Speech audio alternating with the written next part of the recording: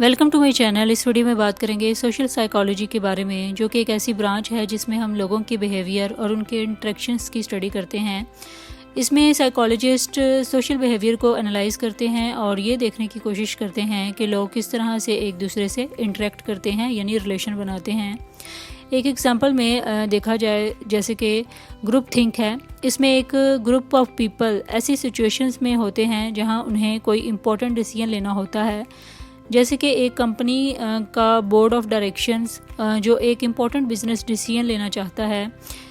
इस सिचुएशन में group members अपनी इंडिविजुअल ओपिनियंस और आइडियाज़ को ग्रुप के ओवरऑल ओपिनियन से मैच करने की कोशिश करते हैं। इसमें ग्रुप मेंबर्स का अपना इंडिविजुअल थिंकिंग या क्रिएटिविटी कम हो जाता है और ग्रुप का ओवरऑल डिसीजन बायस हो जाता है।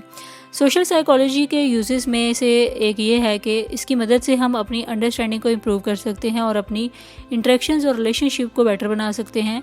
ये हमें ये समझने में हेल्प करता है कि किस तरह से हम अपने बिहेवियर और अपने इंटरेक्शंस को इम्प्रूव कर सकते हैं और किस तरह से हम दूसरों से बेहतर ताल्लुक़ बना सकते हैं। सोशल साइकोलॉजी की अहमियत इसमें है कि इसके ज़रिए हम अपनी सोसाइटी और कल्चर को बेटर समझ सकते हैं। इसी तरह सोशल साइकोलॉजी की मदद से हम सोशल इश्यूज़ और प्रॉब्लम्स को एनालाइज कर सकते हैं और इन्हें सॉल्व करने के लिए स्ट्रैटेजी तैयार कर सकते हैं। आई होप सो आपको सोशल साइकोलॉजी का कंसेप्ट क्लियर हो गया होगा। For more informative and latest video kindly subscribe my channel.